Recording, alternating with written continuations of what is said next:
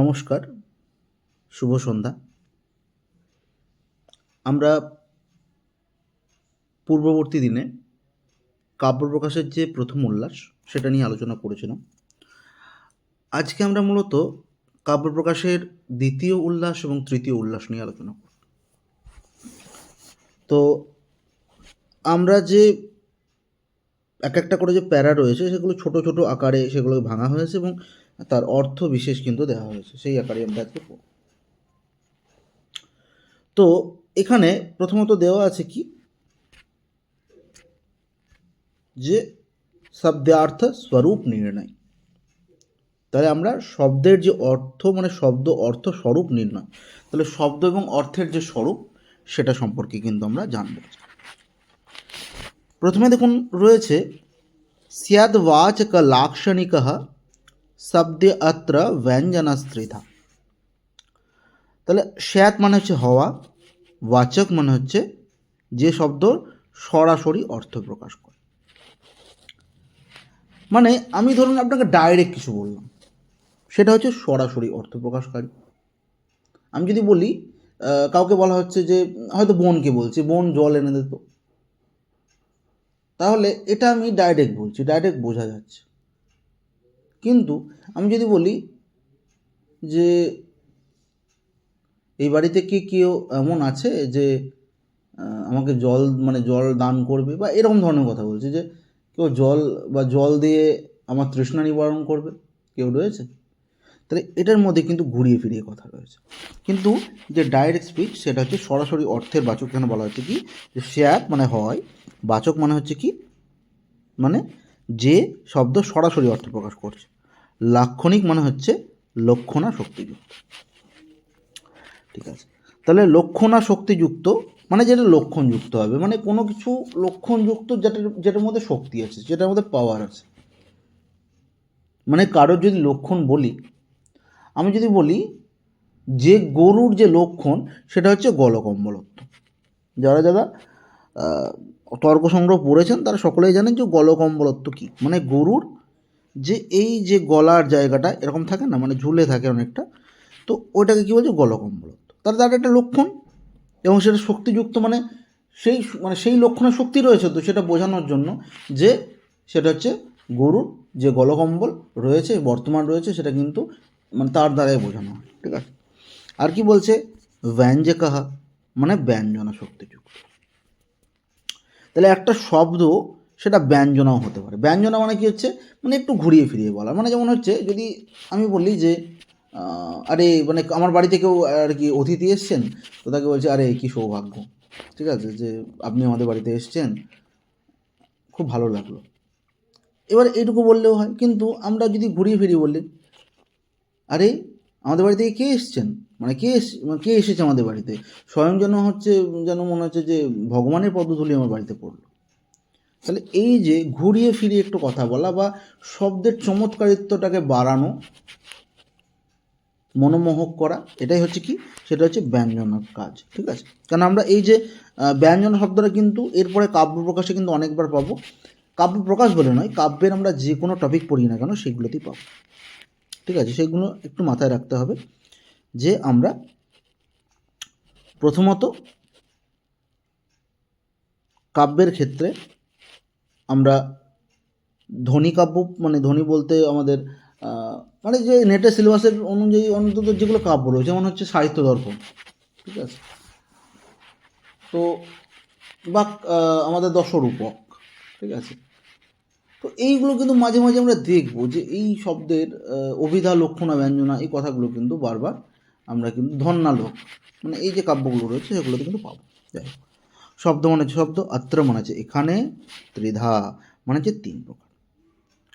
তাহলে এখানে বলছে দেখুন যে শব্দ কিন্তু কাব্যে শব্দ তিন প্রকার, বাচক, লাক্ষণিক এবং ব্যঞ্জন। এবার এইটাকে আরও ভালো করে বুঝবো। এখানে তো বুঝলাম যে মোটামুটি একটা আমি কিন্তু তুলে ধরার চেষ্টা করলাম, কিন্তু এরপর আমরা ভেঙে ভেঙে পদগুলোকে দেখব যে আসলে বাচক কী, লাক্ষণিক কী আর ব্যঞ্জক কী। এরপর বলা হচ্ছে দেখুন, বাচ্যাদয় স্তদর্থা সুহ বাচ্য লক্ষ্য ব্যঙ্গ্যার্থ। তাহলে বাচ্য প্রবৃত্তি, বাচ্চাদয় মানে হচ্ছে বাচ্চাদয় মানে হচ্ছে বহু বচন করা হয়েছে। তো বাচ্চাদয় মানে বাচ্য প্রবৃত্তি তদার্থা, সেই শব্দগুলির অর্থ বাচ্য, বাচ্য অর্থ। লক্ষ্য, লক্ষ্য অর্থ ব্যঙ্গার্থ, মানে হচ্ছে বাচক শব্দের লক্ষক ও ব্যঞ্জক শব্দগুলির অর্থ যথাক্রমে বাচ্য, লক্ষ্য আর ব্যঙ্গ। তাহলে এই যে বাচ্য, লক্ষ্যটা একটু আমরা পরে বুঝবো, লক্ষ্যটা যখন পড়বো তখন আরও ভালো বুঝতে পারবো। এখন বাচ্যটা ব্যঙ্গটা বলছি দেখুন। বাচ্য মানে হচ্ছে আমরা যখন ডাইরেক্ট স্পিচ বলবো সেটাই হচ্ছে বাচ্য আমাদের কাছে, ঠিক আছে। বা একে অনেক সময় দেখবেন যে অভিধা বলা হয়, ঠিক আছে। তো বাচ্য মানে মূল অর্থ, ঠিক আছে। মানে আমি যাই বলছি যে আমার খিদে পেয়েছে, তাহলে আমি ডাইরেক্ট বলছি আমার খিদে পেয়েছে। কিন্তু আমি যদি বলি যে আজকে আমার এমন একটা দশা হলো, মনে হচ্ছে যে পেটের ভেতরে যেন ছুঁচো দৌড়াচ্ছে, তাহলে তখন আমি এটা ব্যঙ্গনা করে দিলাম, মানে ব্যঙ্গের আকারে সেটা কিন্তু আমি কিন্তু প্রতিফলিত করার চেষ্টা করলাম সেই শব্দটাকে, ঠিক আছে। তো এখন আপাতত মনে রাখুন যে বাচ্য আর ব্যঙ্গ যে মোটামুটি একটা বিষয়। এরপরে দেখুন লেখা আছে যে তাৎপর্যার্থোপি কেষুচিৎ বাচ্য এব বাক্যার্থ ইতি অন্বিতাভিধানবাদিনা।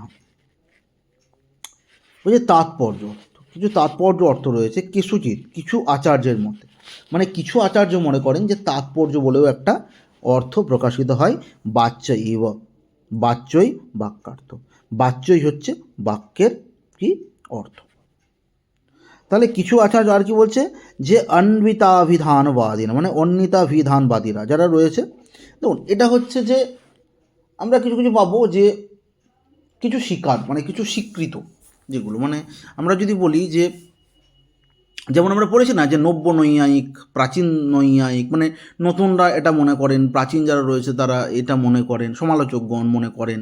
তো এখানেও কিন্তু এই মানে অন্বিতাভিধানবাদী তারাও হচ্ছে কিছু মানে একটা গোষ্ঠী, এবং সেই গোষ্ঠীটা তারা শব্দের প্রসঙ্গে কি বলছেন, তারা বলছে কিছু আচার্যের মতে তাৎপর্য অর্থ আলাদা নয়, মানে তাৎপর্য অর্থ আলাদা কিছুই নয়, বাক্যে যে অর্থ বোঝানো হয় সেটাই হচ্ছে বাচ্য অর্থ, সেটাই হচ্ছে তাৎপর্য অর্থ।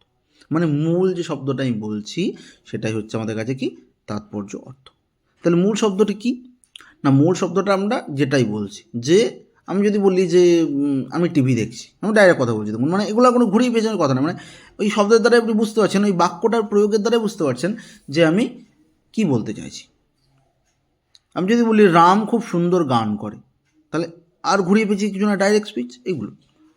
তো এটাকেই বলছে যে যারা মানে আমাদের আচার্য রয়েছেন তাদের মতে কিন্তু বলছে যে এই যে তাৎপর্য অর্থ বা আমরা যে মূলত বাক্য যে বাচ্য অর্থ বলছি একদম ডাইরেক্ট স্পিচ সেটা একই। এই মতবাদকে, তাহলে এই যে মতবাদ, তাহলে কি কোন মতবাদ না তাৎপর্যযুক্ত মতবাদ, যেটা কি হচ্ছে মূল অর্থকে প্রকাশ করে, সেটাই হচ্ছে সেই মতবাদকে কি বলা হয় অন্বিতাভিধানবাদ বলা হয়। এরপরে দেখুন সবগুলো কিছু কিছু হয়তো এক্সট্রা আমি কিছু বলবো শব্দগুলো, সেগুলো নিজেদের মতো কিন্তু খাতায় নোট করে রাখবেন নিজেদের সুবিধের মতো। এরপরে দেখুন রয়েছে যে সর্বেষাং প্রায়শ অর্থানাং ব্যঞ্জকত্যম পেশ্যতে। সর্বেষাং মানে হচ্ছে সকলের, প্রায়শ মানে হচ্ছে অধিকাংশ ক্ষেত্রে, তাহলে সকলের অধিকাংশ ক্ষেত্রে কী হচ্ছে অর্থানাম অর্থের ব্যঞ্জকত্বম ব্যঞ্জকতা পেশ্যতে স্বীকার করা হয়। তাহলে অধিকাংশ অর্থে ব্যঞ্জনা শক্তি স্বীকৃত। তাহলে এখানে অধিকাংশ ক্ষেত্রে ব্যঞ্জনা শক্তি স্বীকৃত কেন বলছে, বলছে যে আমরা মানুষ সাধারণত ব্যঞ্জকতা পছন্দ করি। অনেক মানুষই রয়েছেন যারা হচ্ছে একটু কি করে সেই কথার মধ্যে একটু মজার ছলে কথা বলেন, মানে সবাইকে আনন্দ দানের জন্যও হতে পারে, বা কাউকে কি হচ্ছে যে একটু খোঁটা মেরে কথা বলার জন্য, মানে যার যেরকম মানে স্বভাব আর কি, সেই অনুযায়ী কিন্তু আমরা ডাইরেক্ট স্পিচকে ডাইরেক্ট না বলে একটু ঘুরিয়ে পেঁচিয়ে বলি, সেটাই বলতে চাইছি এখানে। এবার দেখ মানে এখানে বলা হচ্ছে দেখুন যে বাচ্যার্থের ব্যঞ্জকতা, ঠিক আছে। এখানে কিছু উদাহরণ পাবো আমরা, ঠিক আছে, সেই উদাহরণ অনুযায়ী কিন্তু আমি জাস্ট অর্থগুলো বলছি, ঠিক আছে। এখানে কি বলতে চাইছে দেখুন, বলছে মাত গৃহপকরণ মধ্য খলু নাস্তিতি সাধিতং ত্বয়া তদ ভণ কিম করণীয়ম মেব মেব চ বাসরঃ স্থায়ী। এখানে বলা হচ্ছে গৃহস্থালী সামগ্রীর অভাবের কথা বলা হচ্ছে এখানে, যে গৃহে কিছু সামগ্রীর অভাব দেখা গিয়েছে, কিন্তু এর আড়ালে নায়িকার বাইরে যাওয়ার ইচ্ছা প্রকাশ পাচ্ছে। ঠিক আছে, নায়িকা স্বচ্ছন্দ বিহার কামনা করছে।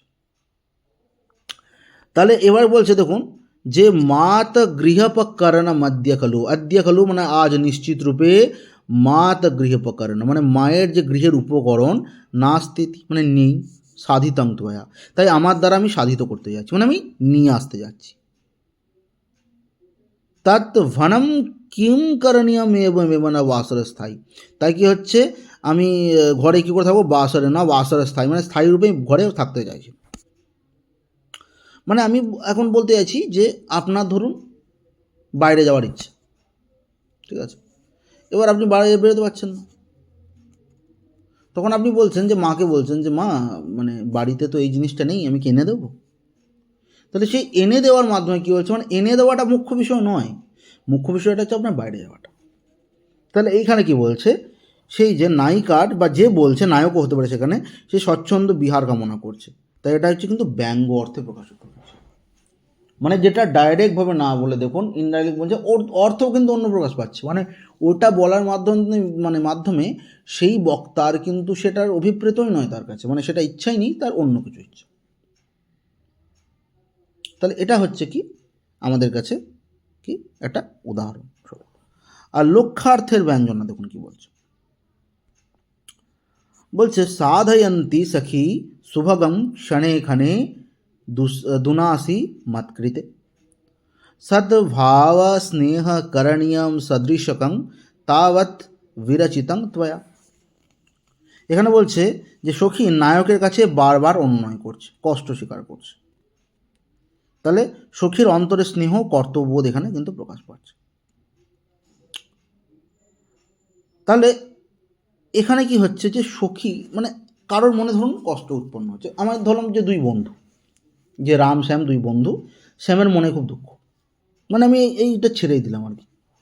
তো এখানে বলছে রাম শ্যাম দুই বন্ধু, তার মনে কী হচ্ছে, শ্যামের মনে দুঃখ উৎপন্ন হচ্ছে। তো সে কিন্তু ডাইরেক্টভাবে বলছে না যে ভাই আমার দুঃখ হচ্ছে, সে কিন্তু বিভিন্ন রকম মানে বিষয়গুলো বুঝিয়ে সে কিন্তু কী বলছে যে দুঃখ হচ্ছে বা আমার কষ্ট হচ্ছে। সে বলছে যে আজ 2 দিন হলো মানে সেরকমভাবে ঘরের অভাব দেখা দিয়েছে, ভাইয়ের টিউশনের ফিস দিতে পারছি না, আজ দুবেলা খাওয়া হয়নি জানিস তো, মানে ডাইরেক্ট বলছে না যে আমার মনে কষ্ট হচ্ছে, মানে এটার জন্য আমি কষ্ট পাচ্ছি। কিন্তু এই যে বলাটা, এটা হচ্ছে কি লক্ষ্যার্থের ব্যঞ্জকতা, মানে লক্ষ্য অর্থকে লক্ষ্য বস্তুকে মানে সেই বিষয়টাকে বোঝানোর জন্য তার যে ব্যঞ্জকতা একটু ঘুরিয়ে ফিরিয়ে বলা, সেটাকে বলছে কি লক্ষ্যার্থের ব্যঞ্জকতা। আচ্ছা, ব্যঙ্গার্থের ব্যঞ্জকতা দেখুন কী বলছে, বলছে পাস্য, এইগুলো শ্লোকগুলো এইভাবে লাইন তুলে দেয় না, আমি জাস্ট বলছি যে মানেগুলো যেন আপনারা বুঝতে পারেন, ঠিক আছে, যে মানেগুলো যেন বুঝতে পারেন যে কোনটা ব্যঞ্জনা, কোনটা অভিধা, কোনটা লক্ষণা বা লক্ষ্য, সেগুলো। আচ্ছা, এরপর আমরা আরও যাবো, সেগুলো আরও দেখবেন ডিটেলিকরণ হবে, বুঝতে পারবেন। এবার বলছে পাস্য নিশ্চল নিস্পন্দা विसीनिपत्रे राजते वलाका निर्मल मरकतभाजन परिस्थिता শঙ্খসূক্তিরিব।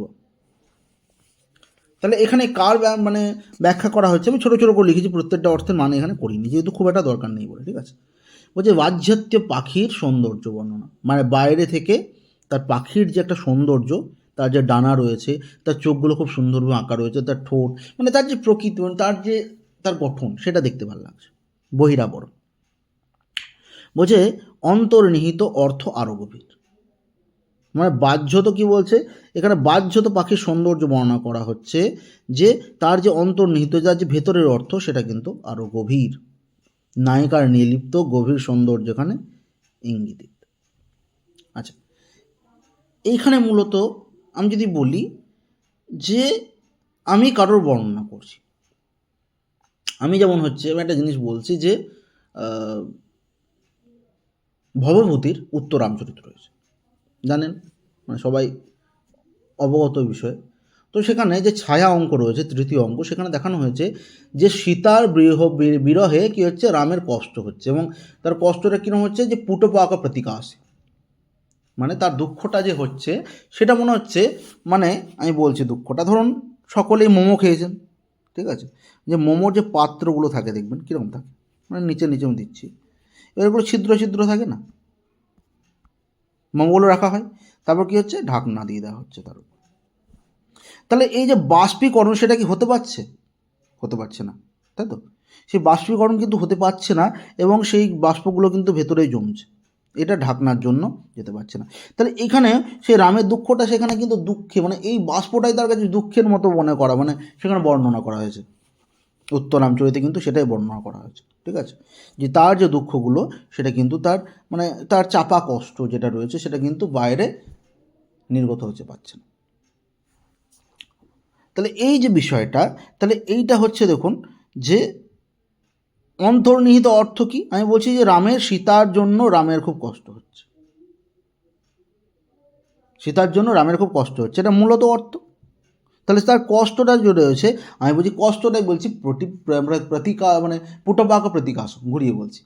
তাহলে এটার মানে কি, যে তার দুঃখ হচ্ছে সেই মোমোর মতো, যে মোমোনে আগে তো মোমো ছিল না, কিন্তু সেই আর কি, মানে ওই ওষুধি দ্রব্য সম্পর্কে সেখানে বলা হয়েছে, আমি জাস্ট বোঝানোর জন্য বলছি, সেই মোমোর মতো, যে যেখানে হচ্ছে মোমোগুলো রাখা হচ্ছে এবং সেখানে যে বাষ্পীকৃত হচ্ছে, তার যে দুঃখ হচ্ছে সেগুলো বাইরে বেরোতে পারছে না, ঠিক আছে। বেশ, এবার দেখুন এইখান থেকে আমাদের মেইন জিনিস শুরু হচ্ছে, ঠিক আছে, এটা থেকে আমাদের কিন্তু খুবই দরকার পড়বে, এবং এখান থেকে শ্লোক তুলেও দিতে পারে, ঠিক আছে, মানে লাইন তুলেও দিতে পারে। তাহলে এখানে বলছে যে বাচক শব্দ, দেখুন প্রথমে বাচ্য যেটা পড়েছিলাম সেটাই এখানে কি বলা হচ্ছে, যে সাক্ষাৎ সংকেতিতং ইয়ো অর্থম অভিধত্তে স বাচক। তাহলে বাচক কাকে বলা হয়, বাচক শব্দ জিজ্ঞেস করবে যে বাচক শব্দ কোনটা, শূন্যস্থান দিয়ে দেবে, ঠিক আছে, যে সাক্ষাৎ সংকেতিতং দিয়ে এখানে শূন্যস্থান দিয়ে দিল, বা ধরুন দিয়ে দিল যে শূন্যস্থান আগে দিয়ে ইয়ো অর্থম অধিধত্তে স বাচক, তাহলে আগের লাইনটা কিন্তু চারটে অপশনের মধ্যে আপনাকে কিন্তু পুট করতে হবে, ঠিক আছে। তাহলে এখানে বলছে যে শব্দ সরাসরি সাংকেতিক অর্থ প্রকাশ করে তাকে বাচক শব্দ বলে, মানে আপনি যে সংকেত প্রদান করছেন, আপনি যেটা বলার চেষ্টা করছেন সেটা কি হচ্ছে, একদম ডাইরেক্ট প্রকাশ পাচ্ছে। সংকেত মানে আপনি কিছু বোঝানোর চেষ্টা করছেন, বলছেন আমি জল পান করব, আমি খাবো, তাহলে ডাইরেক্ট বলছি, দেখুন এগুলো হচ্ছে বাচক শব্দ, ঠিক আছে। সংকেতিত চতুর্ভেদ জাত্যাদি জাতিরেব, তাহলে এগুলো কী হচ্ছে, সংকেতিত অর্থের কী হচ্ছে, আমরা চার প্রকার ভেদ পাচ্ছি। মনে রাখবেন যে সংকেতিত অর্থ কয় প্রকার, না চার প্রকার। কি কি, না জাতি, গুণ, ক্রিয়া, যদিচ্ছা, অথবা কেউ কেউ কেবল জাতিকে গ্রহণ করেছেন, কিন্তু এই চার প্রকার যে পরীক্ষা দেয় তাহলে কিন্তু চার প্রকার আমরা বলবো, ঠিক আছে। আচ্ছা, এরপরে বলা হচ্ছে এই যে বাচক শব্দ, একটা জিনিস মাথায় রাখুন, এই যে বাচক পড়লাম, সেই বাচকটাকেই কিন্তু কি হচ্ছে, অভিধা বলা, ঠিক আছে, যে স মুখ্যার্থ অর্থ তদ্ভিধা, মানে তদ অভিধা। তাহলে আমরা কাব্যের ক্ষেত্রে, কাব্য যখনই পড়বেন ভাববেন, মানে এটা জেনে রাখবেন যে যেটা বাচক শব্দ, যেটা বাচ্য, সেটাই হচ্ছে অভিধা, আলাদা কিছুই নয়। তার পর্যায়বাচী, মানে তাকে সমার্থক রূপে কিন্তু তাকে কি বলা হচ্ছে, অভিধা বলা হচ্ছে। তার জন্য দেখুন সেই জন্য লেখা আছে যে অর্থ সরাসরি সংকেতিত, সেটা হচ্ছে মুখ্য অর্থ, মেন অর্থ, আর সেই অর্থ প্রকাশের শক্তি কি, তাহলে যার দ্বারা সেই শক্তি প্রকাশ হচ্ছে সেটাই হচ্ছে অভিধা, মানে সেই বাক্যের দ্বারা, একটা সেন্টেন্সের দ্বারা সেই অর্থ প্রকৃত হচ্ছে আপনার।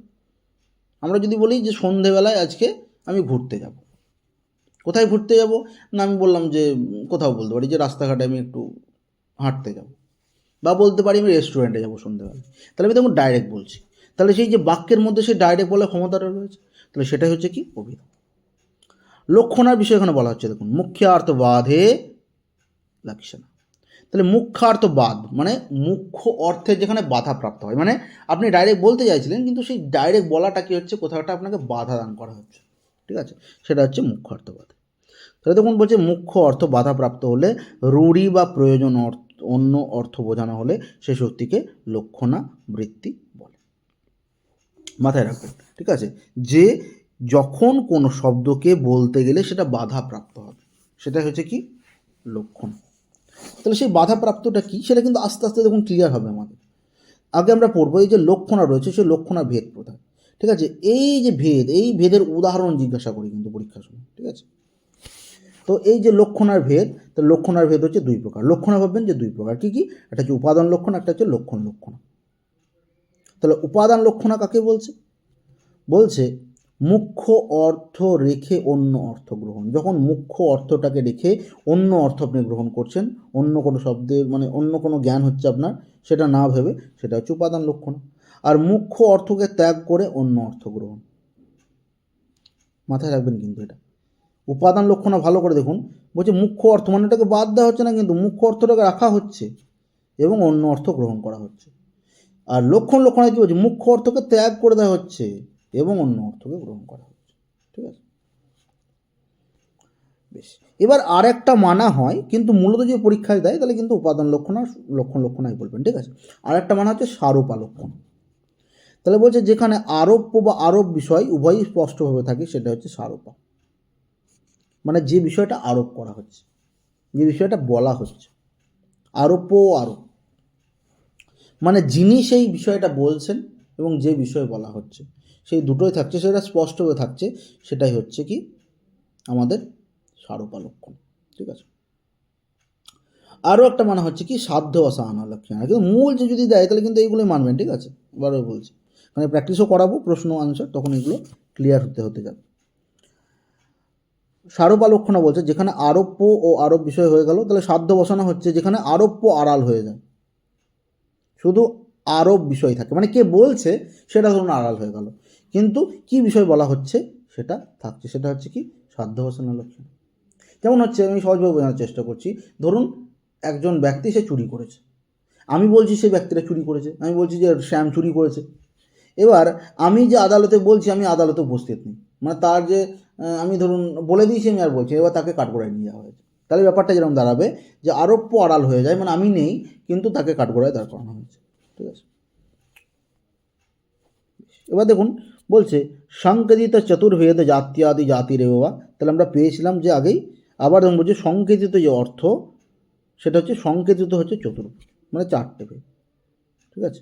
পূর্বে নির্ধারিত আমরা আগে দেখেছি কি, যে জাতিবাচক, গুণবাচক, ক্রিয়াবাচক বা ব্যক্তিবাচক, জাতিরেব বা অথবা কেবল জাতি। যেমন যেগুলো আমি একটু আগে আগে ফার্স্ট পড়ে দিচ্ছি সেগুলো খুবই একটা ইম্পর্টেন্ট, যে একটু একটু ভেঙে বলছি সেগুলো ভাববেন যে ইম্পর্টেন্ট বেশি। এইটা হচ্ছে খুব একটা ইম্পর্টেন্ট নয়, কটা ভাগ সেটা মাথায় রাখবেন কী কী, এবং আর কিছুই নেই এখানে, সেই জন্য আমি কিন্তু আর বেশি বলছি না এগুলো, ঠিক আছে। কিন্তু মানে এই কারণেই বলছি না, কারণ হচ্ছে তখন সময় শেষ করতেও আমাদের বিষয়গুলো, এবং আমিও মাঝে মধ্যে এটা তো একটু আমার সমস্যা হয়েছিল বলেই আমি বন্ধ রাখতে বাধ্য হয়েছি, কিন্তু মানে এটা হয়ে থাকে, তো মাঝে মাঝেও মানে অন্য কারণেও হয়েছে আমার সে বন্ধ রাখতে, সেই জন্য আমরা এবার যতটা পারবো তাড়াতাড়ি একটু শেষ করার চেষ্টা করবো, কারণ হচ্ছে প্রশ্ন প্র্যাকটিস না করলে কিন্তু পরীক্ষায় সফলতা পাওয়াটা মুশকিল। সেহেতু শুধু আমাদের টেক্সট পড়লে হবে না, আমাদের কিন্তু প্রশ্ন প্র্যাকটিস করতে হবে, সেই জন্য একটু তাড়াতাড়ি আমি করছি। আচ্ছা, অভিধাবৃত্তি দেখুন, বলছে সাহা কি সরাসরি সংকেত অর্থকে গ্রহণ করা হয়েছে আসিয়া শব্দের বাচক, অর্থাৎ যে শব্দের যে সরাসরি সংকেত অর্থ সেটাই হচ্ছে এখানে বোঝানো হচ্ছে অভিধাবৃত্তি। তাহলে অভিধাবৃত্তি আগেই পড়লাম, তখন পরে যে বৃত্তিগুলো পাবেন সে ঘুরিয়ে ফিরিয়ে একই, আলাদা কিছু নেই। তাহলে অভিধাবৃত্তি কি, যেটা ডাইরেক্ট কোনো কিছু বলা হবে, যে সংকেত অর্থটাকে ডাইরেক্টভাবে প্রকাশ করা হবে, সেটা হচ্ছে অভিধাবৃত্তি, ঠিক আছে। আর এরপরে দেখুন বলছে স মুখ্য অর্থস্য তত্র মুখ্য ব্যাপার স্বাভিধোচ্যতে, মানে সেই মুখ্য অর্থ, মানে মুখ্য অর্থতত্ত্ব যেখানে মুখ্য ব্যাপার প্রধান কার্য আসছে শব্দের অভিধা। তাহলে বলছে যে অর্থ সরাসরি সংকেতিত সেটাই মুখ্য অর্থ, এই মুখ্য অর্থ বোঝানোর ক্ষেত্রে শব্দের যে কার্য তাকেই অভিধা বলা হয়। তাহলে ঘুরে ফিরে একই বলছে, সেই জন্য আর কিছু বলছি না এটা। লক্ষণা নিরূপণ, এবার দেখুন লক্ষণা আমি বলেছিলাম আগে যে লক্ষণা হচ্ছে দুই প্রকার, এবং লক্ষণা জিনিসটা কি, যেখানে মুখ্যার্থ বাদ হয়ে যায়, মুখ্য অর্থটাকে বাধাপ্রাপ্ত করা হয়। আচ্ছা, তাহলে এটা আমরা লাইনটা পড়ি, দেখুন কি বলছে, মুখ্যার্থবাদে তজ্যোগে রূঢ়িত প্রয়োজনাৎ अन्य अर्थ लक्ष्यते यत्सा लक्षणारोपिता क्रिया। তাহলে মুখ্যতা বাধে মানে বাধাপ্রাপ্ত হয়ে যায় কি, যখন মুখ্য অর্থ বাধাপ্রাপ্ত হয়ে যায় তদ যোগে, এবং তার যোগে তার সঙ্গে সম্পর্ক স্থাপন হলে রূঢ়িত, রূঢ়ি কথার অর্থ হচ্ছে প্রচলিত, রূঢ়ি মানে হচ্ছে যেটা কোনো শব্দ আপনি ধরুন ন্যাচারালভাবে প্রচলিত, ঠিক আছে। মানে আমি একটু বোঝানোর জন্য বললাম, যদি আমরা বলি যে কোনো জায়গায় বললো ধরুন একটা কৃষ্ণনগর, কৃষ্ণনগর হচ্ছে মাটির পুতুল বিখ্যাত, তাহলে এটা হচ্ছে এই শব্দ কি বলবো, রূঢ়িত, মানে হচ্ছে প্রচলিত, এটা আমরা জানি প্রচলিত এই কথা, ঠিক আছে। তেমন কিছু আছে, কিছু কিছু শব্দ যেমন প্রচলিত অর্থ, মানে সেই শব্দের মানে হচ্ছে সেটা, মানে আমরা যদি বলি প্রচলিত অর্থ ভানু, ভানু মানে হচ্ছে সূর্য, তাহলে এটা প্রচলিত অর্থ, ঠিক আছে। বা ধরুন বললো যে মানে খুবই প্রচলিত যেগুলো, ঠিক আছে, তাহলে রবি, রবি মানে হচ্ছে সূর্যকে কেন্দ্রীভূত করা হচ্ছে, তাহলে এই বিষয়গুলো সেগুলো হচ্ছে প্রচলিত অর্থ। প্রয়োজনাৎ বলছে বিশেষ উদ্দেশ্যে অন্য অর্থ এবং অন্য অর্থ, লক্ষ্যতে বোঝানো হয় সা লক্ষণা, সেটাই হচ্ছে লক্ষণ। তাহলে লক্ষণা জিনিসটা কি দেখুন, বলছে মুখ্য অর্থ বাধাপ্রাপ্ত হলে তবু তার সঙ্গে সম্পর্ক রেখে রূঢ়ি বা উদ্দেশ্যের কারণে যে অন্য অর্থ বোঝানো হয় সে বৃত্তিকে লক্ষণাবৃত্তি বলে। তাহলে বুঝতে পারলেন নিশ্চয়ই যে লক্ষণাবৃত্তি আসলে কি, যে মূল যে অর্থ সেটাকে বাধাপ্রাপ্ত করা হয় প্রথমে, সেই বাধাপ্রাপ্ত করার পর কী হচ্ছে তার সঙ্গে মানে সেটা রেখে দিতে হবে, সেই অর্থটাকে কী বলছে বাধাপ্রাপ্ত হবে, কিন্তু তবু তার সঙ্গে সম্পর্ক রেখে রূঢ়ি, রূঢ়ি মানে যে প্রচলিত যে অর্থ, সেই উদ্দেশ্যে যে কারণে যে অর্থ বোঝানো হয় সেটাকে হচ্ছে লক্ষণাবৃত্তি। আমরা এরপর আরও উদাহরণ পাবো, আরও ক্লিয়ার হবে। দেখো লক্ষণার ভেদ বলছে, তাহলে এইখানে আবার কি বলছে যে स्वसिद्धये पराक्षेपः परार्थं स्वसमर्पणम् उपादानलक्षणं चेत्युक्ता शुद्ध्यस्यैव द्विधा। তাহলে বলছে স্বসিদ্ধয়ে মানে নিজের অন্যয় সিদ্ধির দ্বারা, মানে নিজের যে বিষয়টা সেটা বোঝানোর দ্বারা বা বোঝানোর পরে, পরাক্ষেপ অন্য অর্থের আক্ষেপ, পরার্থম অন্য অর্থের জন্য, स्वम মানে স্বসমর্পণম নিজের অর্থ ত্যাগ, উপাদান লক্ষণা, উপাদান লক্ষণা আর লক্ষণ লক্ষণা শুদ্ধি। তাহলে এখানে আমরা পাচ্ছি যে কি, যে দুটো লক্ষণা পেয়েছি, আমি আগেও বলেছি যে লক্ষণা হচ্ছে দুই প্রকার, একটা হচ্ছে উপাদান লক্ষণ, একটা হচ্ছে লক্ষণ লক্ষণ। তাহলে বলছে এখানে নিজের সিদ্ধির জন্য অন্য অর্থ গ্রহণ, মানে নিজের বাচ্চার্থ সিদ্ধির জন্য অন্য অর্থ গ্রহণ, উপাদান লক্ষণা অন্য অর্থ সিদ্ধির জন্য কি করে মুখ্য অর্থ ত্যাগ করে দেয়। তাহলে উপাদান লক্ষণা অন্য অর্থ সিদ্ধির জন্য মুখ্য অর্থ ত্যাগ করে দেয়, তখন লক্ষণ লক্ষণা। তাহলে মুখ্য অর্থ কিরকম ত্যাগ করে দেয়,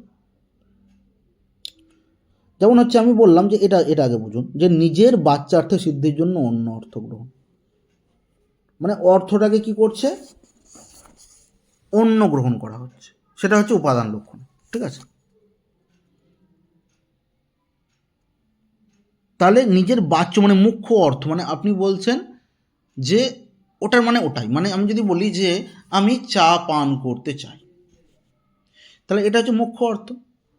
তাহলে আপনার সিদ্ধির জন্য ধরুন আপনার বাচ্চাতে সিদ্ধির জন্য কি হচ্ছে অন্য অর্থ গ্রহণ করছেন আপনি, ঠিক আছে। অন্য অর্থ গ্রহণ মানে কি হচ্ছে, আপনি বলুন আপনি চা পান করতে চান, আচ্ছা, তাহলে এই যে চা পান করা,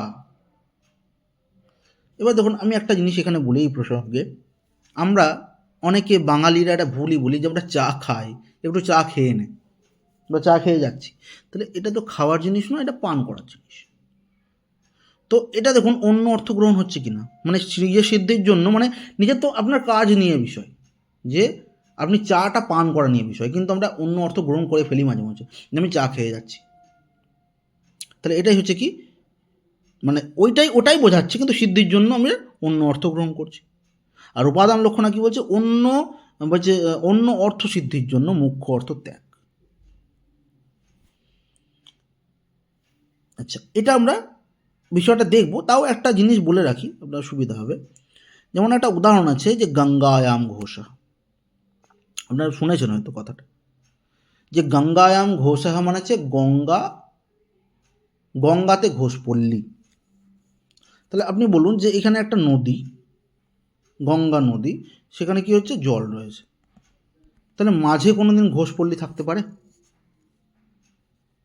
তাহলে গঙ্গার তটে ঘোষপল্লী রয়েছে, গঙ্গার তটে ঘোষপল্লী রয়েছে, কিন্তু এখানে তাও বলা হচ্ছে কি যে গঙ্গায়াম ঘোষ, কেন বলা হচ্ছে? তাহলে এখানে দেখুন কোথাও গিয়ে কি হচ্ছে যে অন্য অর্থ সিদ্ধির জন্য মুখ্য অর্থকে ত্যাগ করে দিচ্ছে।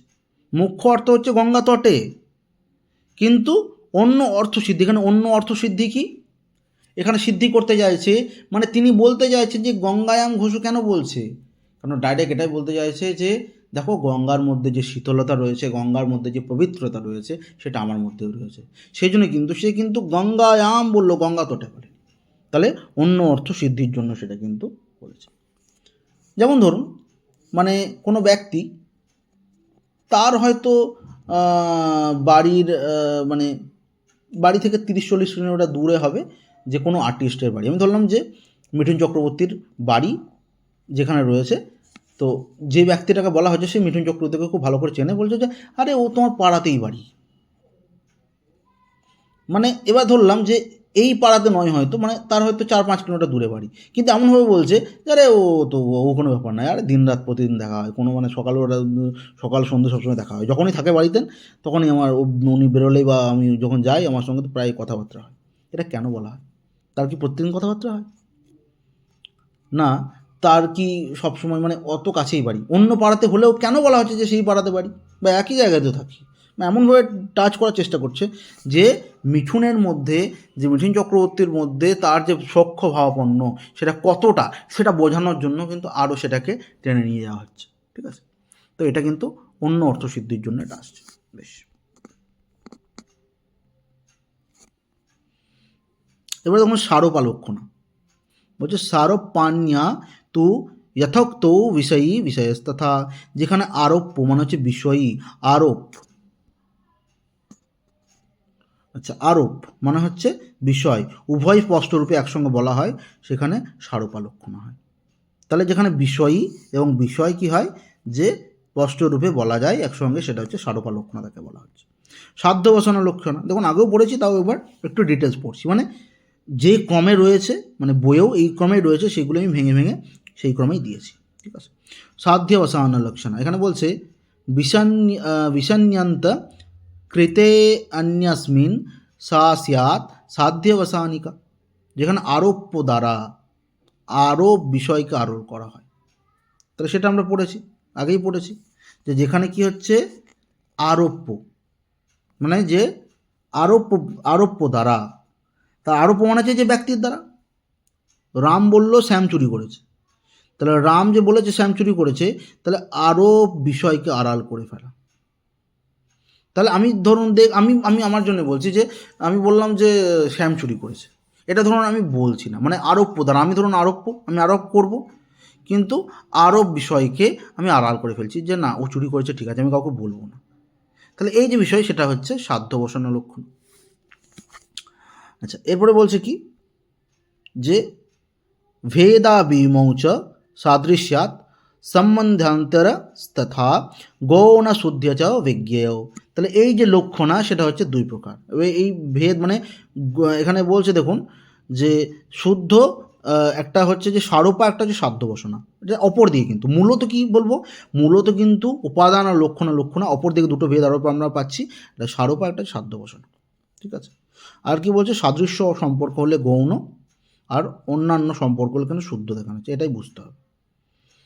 শুদ্ধ বলছে আর্যবৃতম আয়ু রেবেদম, গৌণী হচ্ছে গৌরবাহিকা গৌরেয়ম।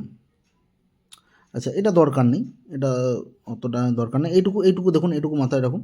এরপরে হচ্ছে কি মানে উদাহরণ মনে রাখবেন যে শুদ্ধ যার মধ্যে আর্যবৃতম হচ্ছে উদাহরণ, আর আয়ু রেবেদম আর গৌণীর মধ্যে হচ্ছে গৌরবাহিকা আর গৌরিয়ম।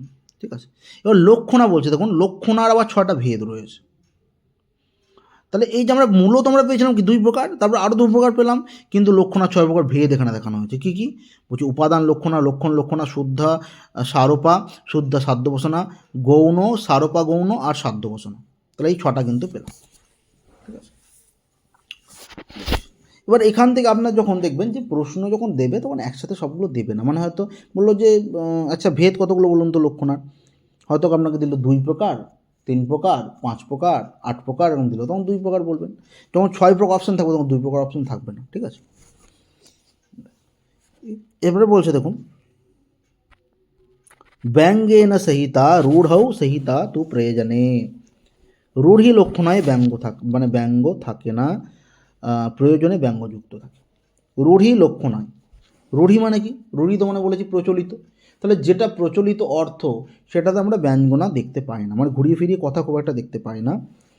তচ্চ গূঢ়ম অগূঢ়ম বা, ব্যঙ্গ অর্থে কী হয়? গূঢ় মানে সহৃদয় মাত্রবেদ্য, আর অগূঢ় মানে হচ্ছে সাধারণের বোধগম্য। মানে ব্যঙ্গ অর্থ কীভাবে হয়? মানে ধরুন কিছু কথা হচ্ছে যে আপনি ডাইরেক্ট বুঝতে পারছেন, আর কিছু হচ্ছে আপনি বুঝতে পারছেন না। যেমন হচ্ছে কিং কর্তব্য বিমূঢ়, এই শব্দটা আমরা যারা পড়াশোনা মোটামুটি টাচের মধ্যে রয়েছে তারা জানি কিং কর্তব্য বিমূঢ় মানে কি, কিন্তু সাধারণ লোক অনেকে জানে যারা পড়াশোনার সঙ্গে টাচ নয়, তারা কিং কর্তব্য বিমূঢ় মানে জানে না, এরকম হতে পারে। তো এটাই হচ্ছে কি, একটা হচ্ছে গূঢ়, একটা হচ্ছে সহৃদয় মাত্রভেদ, আর একটা হচ্ছে সাধারণের বোধগম্য। ঠিক আছে, যেটা সবাই বুঝতে পারে না আর যেটা হচ্ছে সবাই বুঝতে পারে।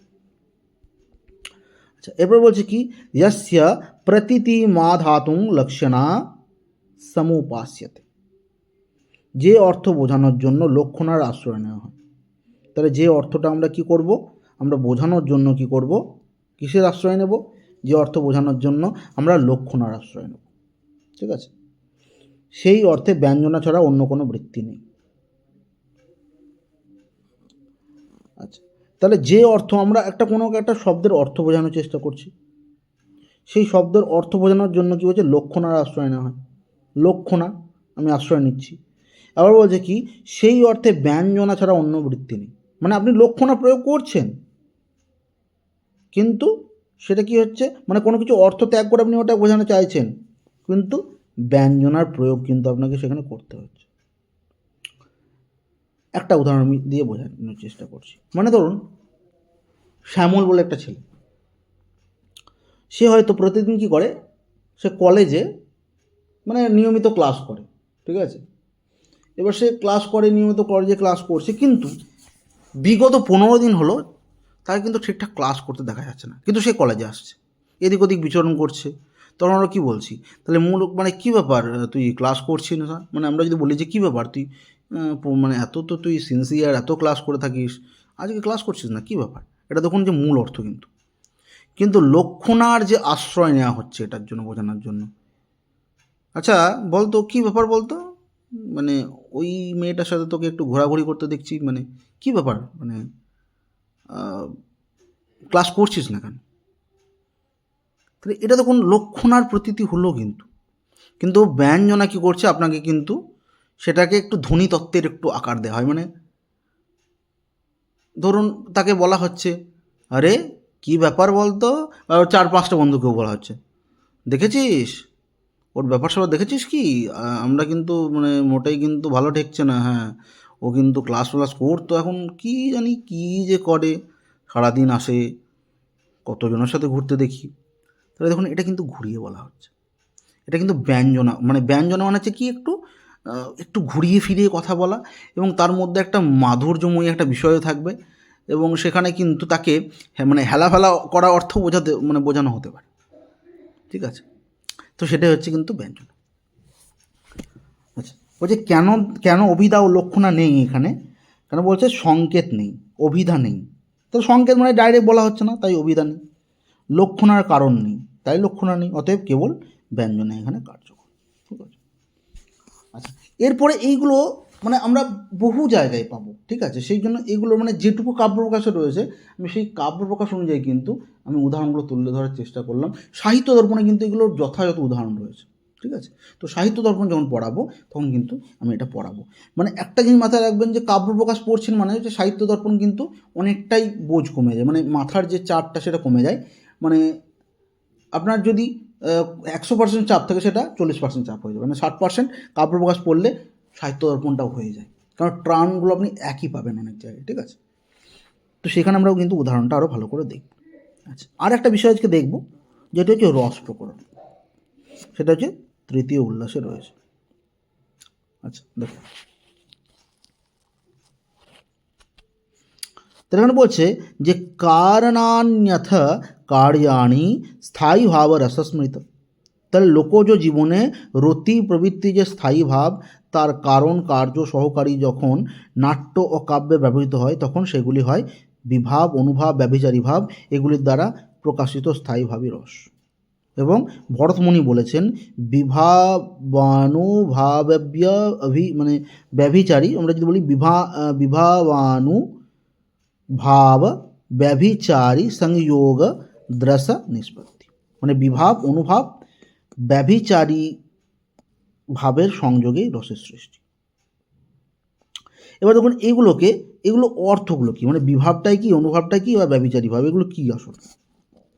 আমরা যখন দেখুন কোনো নাটক দেখি বা কাব্য পড়ি, সেগুলোর মধ্যে একটা ভাব তো থাকে তার মধ্যে, মানে ধরুন একটা প্রেমের ভাব, সেখানে রাজা দুষ্যন্ত শকুন্তলা একটা প্রেমের কাহিনী বর্তমান, সেখানে সে প্রেমের বর্ণনায় রয়েছে। আবার যখন হাস্যরস মানে কমেডি কোনো কিছু দেখছি, আমাদের হাসি পাচ্ছে তো, তাহলে আমাদের সেই রসবোধটা কিন্তু জাগছে। আমাদের দুঃখ হচ্ছে, আমরা সিনেমা হলে গিয়ে অনেক সময় এমন একটা মুভি দেখে বললাম, একটা সিন দেখলাম যেখানে প্রচুর মানে করুণ একটা অবস্থা, সেখানে আমরা কিনতে ফেললাম। বা মিউজিকগুলো আমরা পুট করা হয় যেখানে হচ্ছে আমাদের চোখে জল পড়তে বাধ্য। তাহলে এগুলো কি একটা করে আমাদের জীবনে ভাব, একটা আঙ্গিক, মানে যেগুলো আমরা ভাবলে আমাদের চোখের জল কিন্তু অলরেডি আসবে। বেশ, এবার দেখুন বিভাব মানে এখানে কি বলছে, রতি উৎপন্ন করে। তাহলে বিভাব কি করে, যে আপনার জীবনে যে প্রেমের ভাব, যে ভালোবাসার মানে অনুরাগের যে ছোঁয়া, সেটা কিন্তু তৈরি করে বিভাব। অনুভাব কি করে, তাকে প্রকাশযোগ্য করে তোলে। কাকে প্রকাশ করে, রতিকে। মানে আমি এখন বলি যে দেখুন কাব্য পড়তে গেলে একটু এই টার্মগুলো ইউজ করতেই হবে, নাহলে কিন্তু বোঝাটা একটু কঠিন। মানে আমি বললাম যে প্রেমিক প্রেমিকা দুজন রয়েছে, দুজনকে ভালোবাসে, কিন্তু কেউ কাউকে বলতে পারছে না, তাদের মধ্যে যে প্রেমটা রয়েছে সেটা কি, বিভাব।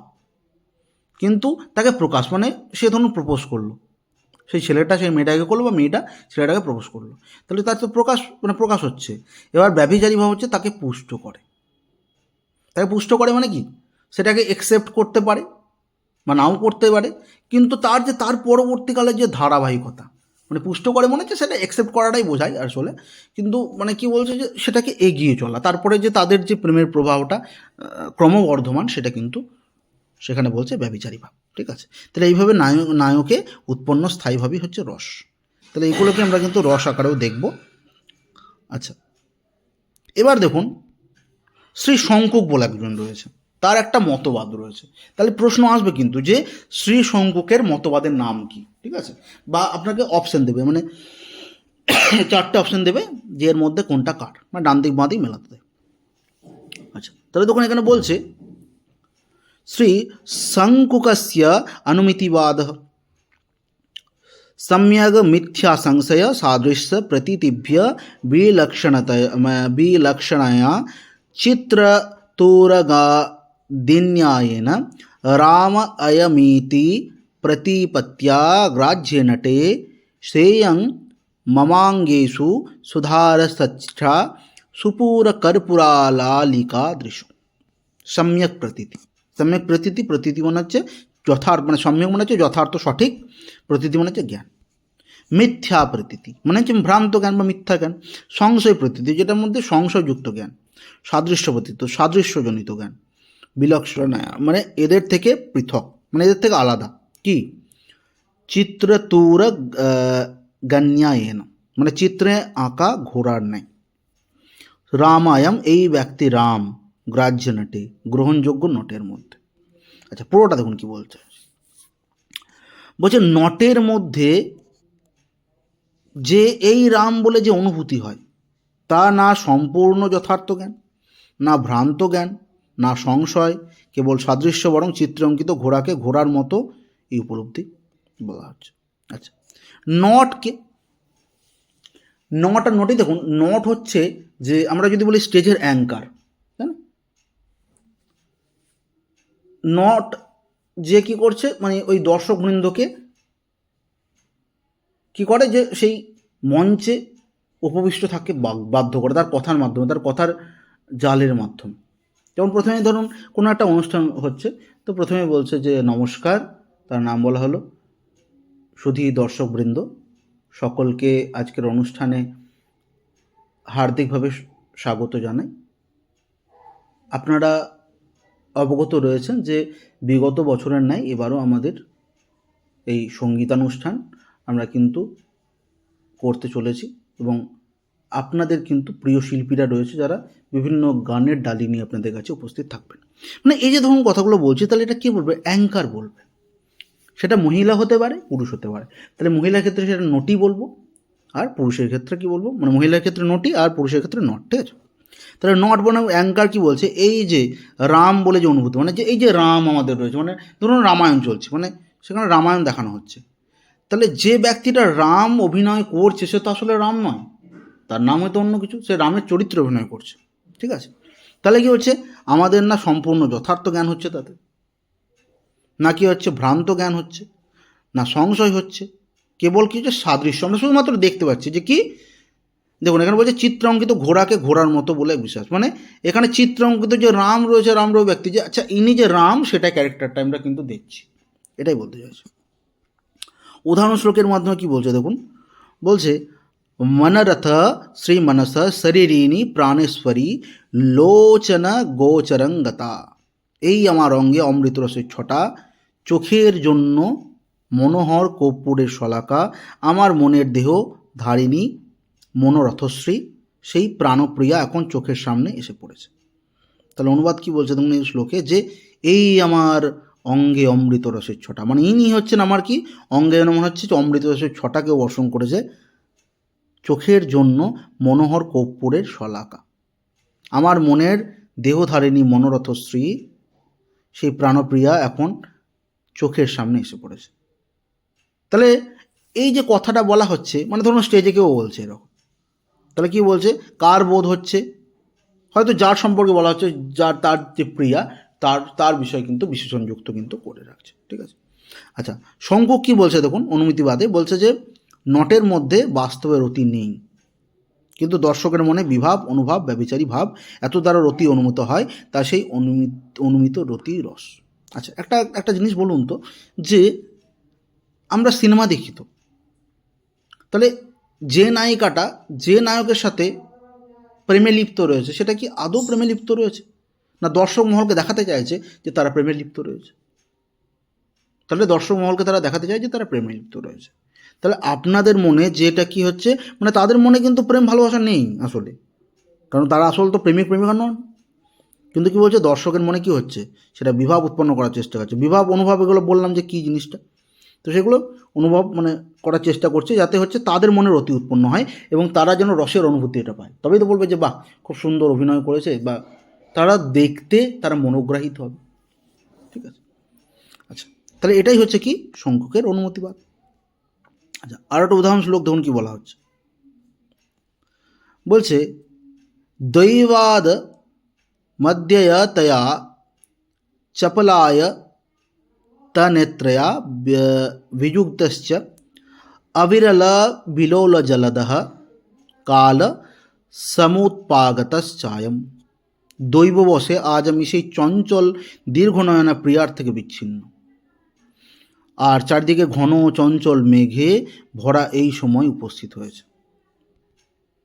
তাহলে এখানে কি বলছে, একটা কথা বলা হচ্ছে, হয়তো নায়কই সেটা বলছে, যে দেবতার কারণে আজ আমি কী হচ্ছে, এই যে চঞ্চল দীর্ঘনয়না প্রিয়না, মানে প্রিয়ার কাছ থেকে আমি কী হচ্ছে, বিচ্যুত হয়ে গেছি, প্রিয়ার কাছ থেকে আমি দূরে সরে আসতে হয়েছে। আর চারিদিকে কী হচ্ছে, ঘন চঞ্চল মেঘে ভরা এই সময় উপস্থিত, মানে মেঘ কখন উৎপন্ন হয়? বলছে মেঘ তখনই চারিদিকে উৎপন্ন হয় যখন যে মনের মধ্যে দুঃখ উৎপন্ন হয়, তখনই আপনার জীবনে মেঘের উৎপত্তি হয়। মানে কাব্য যারা লেখেন, মানে যারা গানের মানে রচনাকার, তারা কিন্তু শুধু শুধু কাব্য ওই ব্যাপারগুলো লেখেন না কিন্তু। ঠিক আছে? অরিজিৎ সিংয়ের একটা খুব পপুলার গান রয়েছে, জানেন সকলে, যে মনে মেঘ জমতে থাকে, পড়ে যায় দুর্বিপাকে, চিন্তাতে তোর কাটছে প্রহর, শান্তি নেই এই যন্ত্রণা। তাহলে জীবনে যে দুঃখরূপী যে মেঘের মধ্যে যে বিন্দু বিন্দু জল উৎপন্ন হয়, দেখুন মেঘ তো শুধু শুধু সৃষ্টি হয় না, জল শোষণ করে, তাহলে সেটাকে ধরে রাখছে, দিয়ে আপনার মেঘ তৈরি হচ্ছে। তাহলে এখানে সেই মেঘ, এই মেঘ সেই মেঘ নয়, এটা হচ্ছে হৃদয়ের মেঘ, যে দুঃখগুলো আপনি বর্ষণ করতে পারছেন না, যে মেঘ আকারে কিন্তু আপনার হৃদয় সেটাকে কিন্তু স্থানে রাখতে হচ্ছে। ঠিক আছে? সেই রূপী মেঘ। তাহলে এটা হচ্ছে কি শঙ্কুকের সিদ্ধান্ত, কাব্যের অনুসন্ধান, নটের অভিনয়, বিবাহ অনুভব, ব্যভিচারী এইসবের দ্বারা অনুমতি রতি সামাজিকের মনে আস্বাদ্য হয়ে ওঠে। ঠিক আছে, সেটাই রস। তাহলে আমরা দেখুন প্রথমে পেতে পেলাম কি, তাহলে শঙ্কুকের কি হচ্ছে অনুমিতিবাদ। এবার আমরা পড়বো কি ভট্ট নায়ক, তার হচ্ছে ভক্তিবাদ। ঠিক আছে, কার কি বাদ সেটা কিন্তু মনে রাখবে। এখানে কি বলছে দেখুন, সংস্কৃত সূত্রে বলা হচ্ছে না তাট স্থেন নাত্মগতত্বেন রস প্রতীয়তে ভোগেন ভোজ্যতে ইতি ভট্টনায়ক। বলছে না নাটস্থেন, নিরপেক্ষভাবে নয়, না আত্মগতত্বেন, ব্যক্তিগত রূপেও নয়। তাহলে কি বলছে, না নিরপেক্ষভাবেও নয় আর ব্যক্তিগত রূপেও নয়, না উৎপদ্যতে, উৎপন্ন হয় না। তাহলে নিরপেক্ষভাবে উৎপন্ন হচ্ছে না, ব্যক্তিগত রূপে উৎপন্ন হচ্ছে না, ন অভিব্যজ্যতে মানে প্রকাশও হয় না, ভাবগত্য ব্যাপার, সাধারণীকরণ শক্তি ভোগে না ভোজ্যতে, ভোগের দ্বারা অনুমিত হয়। তাহলে বলছে যে রস যেটা রয়েছে ভক্তিবাদ অনুযায়ী বলছে, দেখুন রস না উৎপন্ন হয় না প্রকাশিত হয়, না ব্যক্তিগত অনুভূতি, বরং কাব্য ও নাট্য বিভাদের সাধারণীকরণের মাধ্যমে স্থায়ী ভাব আনন্দময় জ্ঞানের ভোগরূপে অনুভূত হয়। এটাই ভট্টনায়কের ভক্তিবাদ। দেখুন ভট্টনায়ক মূলত কি বলতে চাইছেন এখানে সেটা বলুন। ভট্টনায়ক কিন্তু বলতে চাইছেন যে আমাদের জীবনে যে রসের সঙ্গতি ঘটছে সেটা কিন্তু উৎপন্ন হওয়া রস নয়, সেটা না প্রকাশিত হয়, মানে প্রকাশিত হচ্ছে না ব্যক্তিগত অনুভূতি, বরং কাব্য নাট্য বিভাদি সাধারণীকরণের মাধ্যমে স্থায়ী ভাব। দেখুন স্থায়ী ভাব মানে দেখুন আমার এটা হতে পারে সকালবেলায় আমি খুব আনন্দে আছি, সন্ধেবেলায় আমি তো মানে দুঃখেও থাকতে পারি, করুণ রস হয়ে যাবে তখন। আমি কিন্তু বিকালবেলায় হাস্যরস প্রদর্শন হতে পারে আমার জীবনে, মানে হাস্যরসের উদ্রেক ঘটতে পারে। তাহলে যেহেতু এই যে রস সেটা একরূপে স্থায়ী হয় না, মানে চেঞ্জ হতে থাকে, সেখানে বলছে না এটা উৎপন্ন হয় না এটা। এবার দেখুন এটা কিন্তু আমার মত বলছি না, এটা কিন্তু কোথাও গিয়ে কী বলছে যে এই যে যিনি রয়েছেন যে আমাদের ভট্টনায়ক তার মত বলছে, কিন্তু হ্যাঁ তার মতে যে ভক্তিবাদ সেটা বলতে কী বোঝায় সেটা বুঝে নিন। তিনি বলছেন যে না রস উৎপন্ন হয় না প্রকাশিত হয় না ব্যক্তিগত অনুভূতি, বরং কাব্য নাট্য বিভাদ আদির, তাহলে বিভাব অনুভব এগুলো পড়েছেন, তাহলে ওইগুলো বলছে সাধারণকরণের মাধ্যমে স্থায়ীভাব আনন্দময় জ্ঞানের ভোগরূপে অনুভূত হয়। এটা হচ্ছে ভট্টনায়কের ভোগরূপে অনুভূত, মানে কি আপনি ভোগ করছেন, আপনি মানে হাসছেন কোনো কমেডি দেখে, মানে কোনো আপনার কমেডি শো হচ্ছে সেটা দেখে আপনি হাসছেন, তাহলে সেটা কী হচ্ছে আপনার মধ্যে মানে মানে ওই যে হাসিরূপী যে ভোগটা সেটা কিন্তু আপনি করছেন। তাহলে এটাই হচ্ছে ভট্টনায়কের ভক্তিবাদ। আচ্ছা এরপরে কি বলছে মূল ভাব। মূল ভাব কি, সামাজিকদের মনে আগে থেকেই রতি প্রবৃত্তি বাসনা থাকে। তাহলে যারা সামাজিক মানে মতে যারা মানুষ রয়েছে, সামাজিক জীবনযাপন যারা করছে, তো কী হচ্ছে তাদের মনে আগে থেকেই রতি, মানে আমাদের জীবনে আগে থেকেই রতি থাকে, সুখ দুঃখ এগুলো আগে থেকেই থাকে, কিন্তু কাব্যনাট্যে এটা আমার নয় এটা ওই শত্রুর নয়, এই ভেদ বিলুপ্ত হয়ে স্থায়ী ভাব সাধারণরূপে অভিব্যক্ত হয়। আচ্ছা এটা আমি একটু সহজভাবে বলি। দেখুন মানে আমার মনে রতি আছে, প্রেম রয়েছে, কিন্তু সেই প্রেমটা কি সবসময় জাগ্রত হচ্ছে? আমি হাসতে পারি, আমি কমেডিয়ান, আমি নিজে কমেডিয়ান, ধরো আমি কাউকে হাসাচ্ছি, আচ্ছা সবসময় কি হাসাচ্ছি বা আমার মনে কি সবসময় হাসির উৎপন্ন হচ্ছে? না, বলছে এটা আগে থেকে ভেতরে থাকে অন্তর্নিহিত রূপে, এটা প্রকাশিত পায়, সেটা সিচুয়েশন অনুযায়ী প্রকাশিত হয়, সেটা হচ্ছে অভিব্যক্তিবাদ। ঠিক আছে, বলছে রস না কার্য না জ্ঞাপ্য, বরং ব্যঞ্জনার দ্বারা অভিব্যক্ত, আস্বাদ্য পানীয় রস পান করার মতো, মানে আপনি পান করছেন তখনই সে তার স্বাদটা বুঝতে পারছেন। তাহলে কি একটা দেখার রূপী, মানে সচক্ষে সেই নাটকটা দেখছেন বা সেটা আপনি পড়ছেন কোনো নাটক, ঠিক আছে, তাহলে সেক্ষেত্রে কিন্তু আপনি সেই তার যে রস সেটা কিন্তু আস্বাদ্য করতে পারছেন। হৃদয়ে প্রবেশ করে সব কিছুকে আচ্ছন্ন করে। তাহলে আমাদের কি হয়, হৃদয়ে প্রবেশ করে এই যে আনন্দ অনুভূতি সেটা কিন্তু ব্রহ্মানন্দের মতো অনুভূতি দেয়। এটা হচ্ছে মানে অভিনব গুপ্তের কি হচ্ছে অভিব্যক্তিবাদ। তাহলে মাথায় রাখবেন যে অভিনব গুপ্তের কি, ঠিক আছে, অভিব্যক্তিবাদ তিনটে আমরা এখানে দেখলাম। আর কি দেখলাম, ভট্ট নায়কের ভক্তিবাদ, আর কি দেখলাম শ্রীশঙ্করের অনুমতিবাদ। ঠিক আছে, এই তিনটে মনে রাখবেন। আচ্ছা দাঁড়ান, এরপরে হচ্ছে আমরা মূলত পড়বো যে রসের ভেদ আছে, যদি খুব বড় থাকে তাহলে আজকে পড়াবো না, সেটা পরের দিন পড়াবো আমরা। আচ্ছা দেখুন, যেটুকু আছে সেটুকু আমরা ছোট করে শেষ করে দিতে পারবো, অসুবিধা নেই। 5-7 মিনিট লাগবে, দেখুন বেশি। এরপর বলছি কি, রসের অলৌকিকতা। বলছে রস কার্য নয়, জ্ঞাপ্য নয়, বরং অলৌকিক অসাধ্য বস্তু, এটা হচ্ছে গৌরব, দোষ নয়। তাহলে কার্য নয়, জ্ঞাপ্য নয়, তাহলে অলৌকিক আস্বাদ্য বস্তু, মানে যখন আমরা সেটা রসসাধন করছি, সে আমাদের মধ্যে কিন্তু আনন্দ পাচ্ছি। তাহলে সেটাই বলছে যে আমরা কিন্তু দেখবো এখানে 8 প্রকার রসের কথা পাবো, মানে আর একটা রসের কথাও পাবো, 9 প্রকার টোটাল পাবো। কিন্তু যদি বলে যে ভরতের নাট্যশাস্ত্র অনুসারে রস কত প্রকার বা ভরতের মতো, তাহলে কিন্তু আমরা 8 প্রকার বলবো, ঠিক আছে। কিন্তু কাব্য প্রকাশে কিন্তু 9 প্রকার পাবো। দেখুন প্রথমে আমরা পাবো শৃঙ্গার রস। তাহলে শৃঙ্গার রসে কি বলছে, যে শৃঙ্গার হাস্য করুণ রৌদ্র বীর ভয়ানকা বিভৎসা অদ্ভুত সঙ্গ চেষ্ট নাট্য রসাস্মিতা। মানে শৃঙ্গার মানে হচ্ছে প্রেম, হাস্য মানে হচ্ছে হাসি, করুণ মানে হচ্ছে করুণা, রৌদ্র মানে হচ্ছে ক্রোধ উৎপন্ন হওয়া, বীর মানে হচ্ছে বীর, ভয়ানক মানে হচ্ছে ভয়, বিভৎস মানে হচ্ছে জুগুপ্সা, ঠিক আছে, মানে এটা জাস্ট ঘৃণা থেকে উৎপন্ন বিষয়, অদ্ভুত মানে হচ্ছে বিস্ময়, ঠিক আছে। তাহলে মোট 8টি রস কিন্তু আমরা নাট্যে পাবো মূলত, ঠিক আছে। তাহলে একটা শৃঙ্গার, হাস্য, করুণ, রৌদ্র, বীর, ভয়ানক, বিভৎস, অদ্ভুত। তাহলে বলছে শৃঙ্গার রস ভেদ। তাহলে এবার শৃঙ্গারের প্রথম দেখুন ভাগটা পড়ব। তাহলে শৃঙ্গার কয় প্রকার, বলছে 2 প্রকার। একটা হচ্ছে সম্ভোগ শৃঙ্গার, একটা হচ্ছে বৃপ্রলম্ব শৃঙ্গার, ঠিক আছে। তাহলে 2 প্রকার আমরা কী পাচ্ছি, আমরা রসের ভেদ পাচ্ছি। একটা কি, একটা হচ্ছে সম্ভোগ শৃঙ্গার, একটা হচ্ছে কি বিপ্রলম্ব শৃঙ্গার। তাহলে সম্ভোগ শৃঙ্গার মানে হচ্ছে মিলন, মানে যেটা হচ্ছে মিলনের যে রূপী যে শৃঙ্গার, সেটা হচ্ছে সম্ভোগ শৃঙ্গার, মানে নায়ক নায়িকার মিলন হচ্ছে, ঠিক আছে, তারা সংসার যাপন করছে, সেটা হচ্ছে সম্ভোগ শৃঙ্গার। আর বিপ্রলম্ব মনে হচ্ছে যেখানে বিচ্ছেদ বোঝাবে। যেমন হচ্ছে আপনারা সবাই পড়েছেন, ওই মেঘদূত পড়েছেন, সেখানে দেখবেন যে প্রিয়ার কাছ থেকে বিচ্ছেদ রয়েছে আমাদের যক্ষ, তার যে দুঃখ, কিন্তু তার তো ভালোবাসা রয়েছে তার পত্নীর প্রতি, সেই জন্য তিনি কিন্তু মেঘের মাধ্যমে কিন্তু বার্তা পাঠিয়েছেন। তো এই যে এটা মানে এই যে বিষয়, তাহলে এই বিষয়টা কিন্তু বিপ্রলম্ব বিচ্ছেদ, ঠিক আছে। এবার শৃঙ্গার রসের ভেদ তাহলে আমরা পেলাম 2 প্রকার, যেটা কি সম্ভোগ আর হচ্ছে বিপ্রম। দেখুন লেখা আছে এখানে যে একটা হচ্ছে মিলনজনিত, আর একটা কী হচ্ছে বিরহজনিত। আচ্ছা এবার একটা সম্ভোগ শৃঙ্গারের একটা উদাহরণ দেখুন, এটা দেখুন বলছে কি, শূন্যং বাসগৃহং বিলক্ষ্য শয়নাদুত্থায় কিঞ্চিৎ শनै নিদ্রাব্যাজমুপাগত তস্য শুচিরং নির্বণ্য পর্যোৎমুখম বিস্ত্রধ্যং परिचुम्ब्य जातपूलकामालोक्य गण्डस्थलीं लज्जानं मुखी प्रियेण हसना बाला चिरं चुम्बिता। বলছে নায়িকা প্রথমে দেখে যে শয়ন গৃহটি ফাঁকা। মূল অর্থটা দেখুন, এখানে এত ভেঙে দরকার নেই, ঠিক আছে।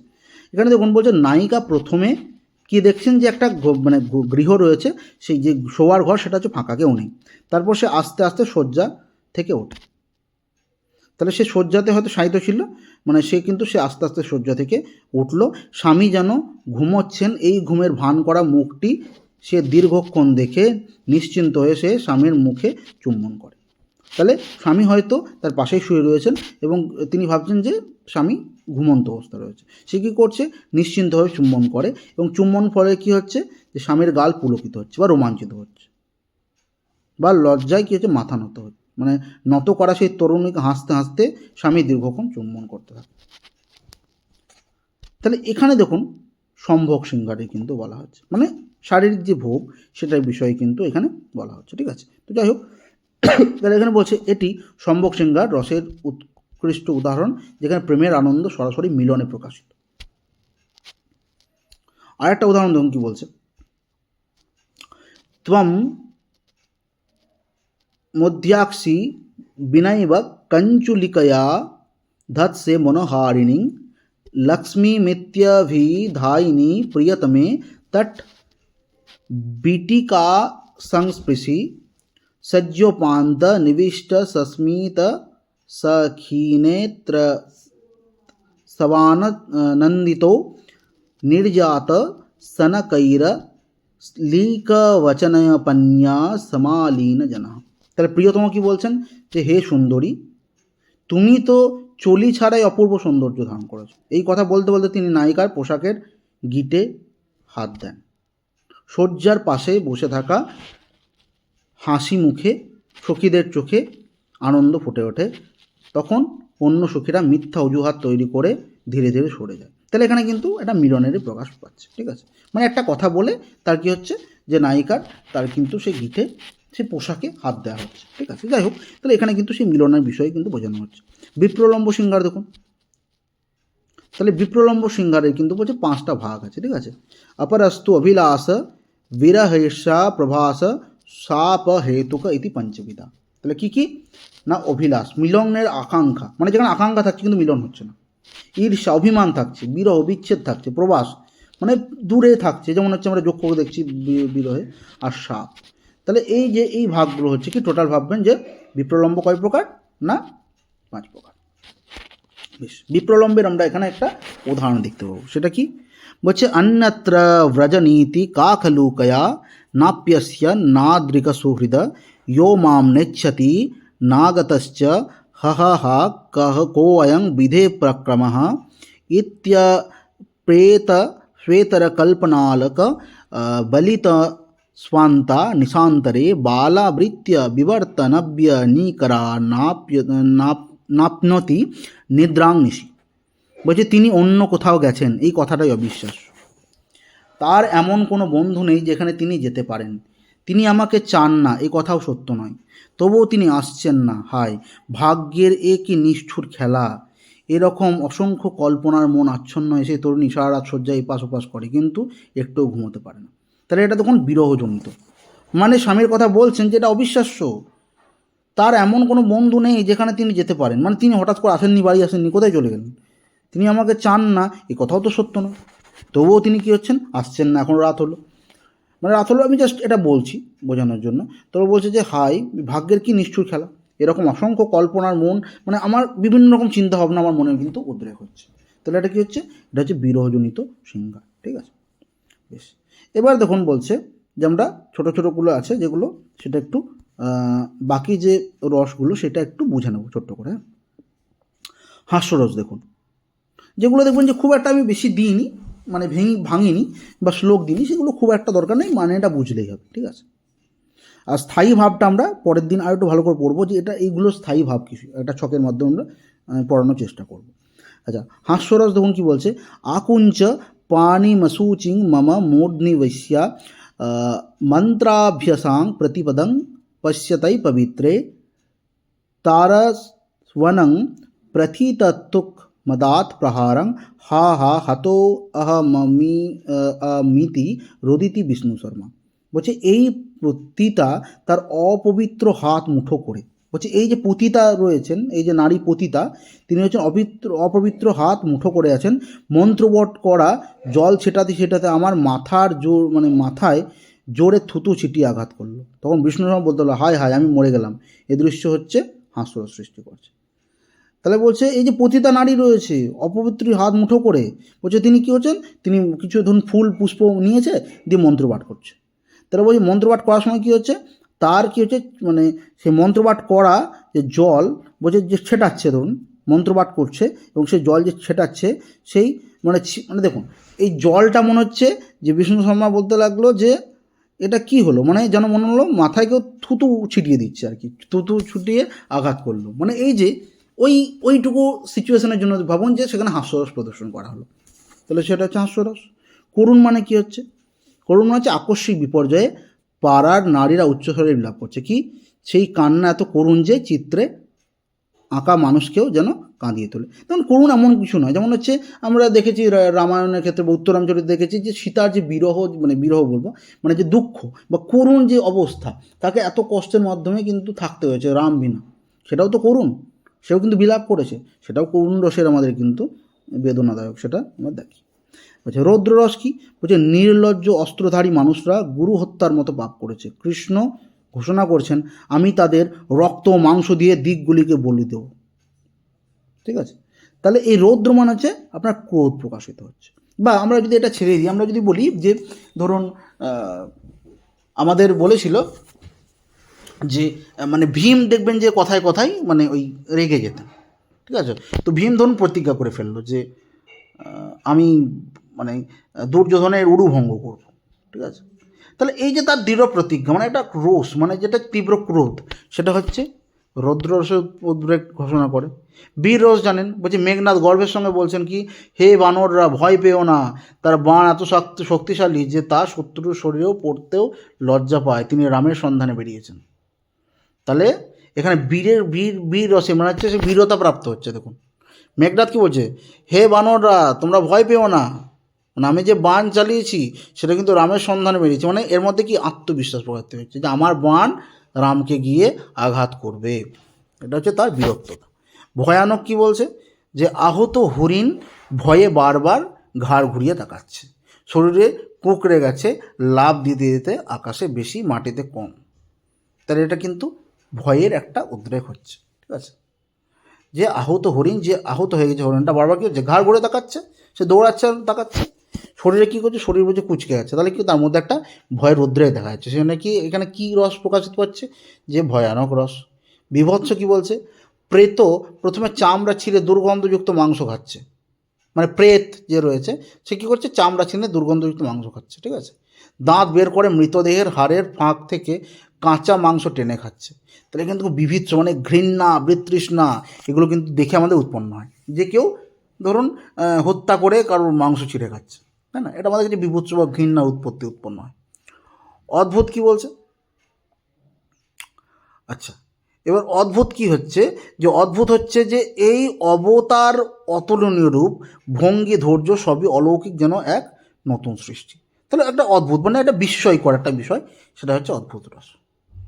আচ্ছা শান্ত রস দেখুন, আমি এটা পড়বো স্থায়ী ভাবটা, তার আগে দেখুন শান্ত রস কী বলছে, যে এটা 8টা রূপে মূলত স্বীকার করা হয়, কিন্তু শান্ত রূপেও একটা মানা হয়। বলছে অহো বা হারে বা কুসুম শয়নে বা শিব শিব শিবেতি প্রলপতা। সাপ বা হার, পাথর বা ফুলশয্যা, শত্রু বা বন্ধু সবই সমান, বনবাসে শিব শিব বলতে বলতে দিন কাটে। বলছে যাই বল, মানে শান্ত, মানে আপনি কুল থাকছেন রোজ কথায়, মানে বলছেন যে সাপ বা হার, পাথর, ফুলশয্যা, শত্রু বা বন্ধু যেই থাকুক না সব কিছু, মানে এখানে আমার কাছে পাথর থাকুক, আমার কাছে সাপ থাকুক, আমার কাছে জীবজন্তু থাকুক, আমাকে মানে আমাকে ক্ষতি করবে, ঠিক আছে, মানে এগুলো আমি কিছু মনেই করছি না। বা আমার যদি বলি যে ধরুন কারোর পরীক্ষা চলছে, হয়তো এইচএস পরীক্ষা দেবে সে, তার হয়তো পড়া হয়নি কিছুই, সে মানে একদম কুল মাইন্ডেড রয়েছে, হ্যাঁ ঠিক আছে যা হচ্ছে যেটুকু পড়েছি সেটুকুই পাবো। এমন তো অনেক ব্যক্তিত্ব থাকে যারা খুব শান্ত মাইন্ডে থাকে, তো হচ্ছে তার যে শান্ত চিন্তাধারার যে প্রতীক, বা আমরা কুল মাইন্ড বলি, যেমন হচ্ছে ক্রিকেটের ক্ষেত্রে মহেন্দ্র সিং ধোনিকে, তাই না, তো তিনি যে কোনো অবস্থাতেই খুব শান্ত মাইন্ডে থাকে, তো সেটা কিন্তু আমাদের কাছে শান্ত রসের উদ্রেক কিন্তু দেয়। আচ্ছা এরপরে দেখো স্থায়ী ভাব। তাহলে স্থায়ী ভাব কিন্তু এটা আমি ছকের মাধ্যমে পরের দিন একটু বলবো, কিন্তু আজকে একটু দেখে নিন, মানে পরগুলো আপনাকে কিন্তু জিজ্ঞাসা করবে, ঠিক আছে। মানে বলবে শৃঙ্গার রসের স্থায়ী ভাব কোনটা বলুন তো, তাহলে প্রথমে বলবেন শৃঙ্গার হচ্ছে রতি, হাস্যরসে হচ্ছে হাস, ঠিক আছে, করুণ হচ্ছে শোক, রৌদ্র হচ্ছে ক্রোধ, ঠিক আছে, মানে পরপর যেগুলো আছে দেখুন, বীর হচ্ছে উৎসাহ, ঠিক আছে, ভয়ানক হচ্ছে ভয়, বিভৎস হচ্ছে ঘৃণা, অদ্ভুত হচ্ছে বিস্ময়। তাহলে এইগুলো কিন্তু জিজ্ঞেস করবে, ঠিক আছে, যে আপনাকে কোনটার স্থায়ী ভাব কী, ঠিক আছে, এখান থেকে কিন্তু প্রশ্ন দেওয়া হয়, ঠিক আছে, একটাকে দুটো থাকেই মোটামুটি। তো এই ছিল আজকে আমাদের যেটা মানে দ্বিতীয় এবং তৃতীয় উল্লাসের বিষয়বস্তু, ঠিক আছে। আমরা এর পরের দিন বাকি অংশগুলো আবার পড়ব। আজকে তাহলে ক্লাস এটুকুই থাকলো। ধন্যবাদ, শুভরাত্রি।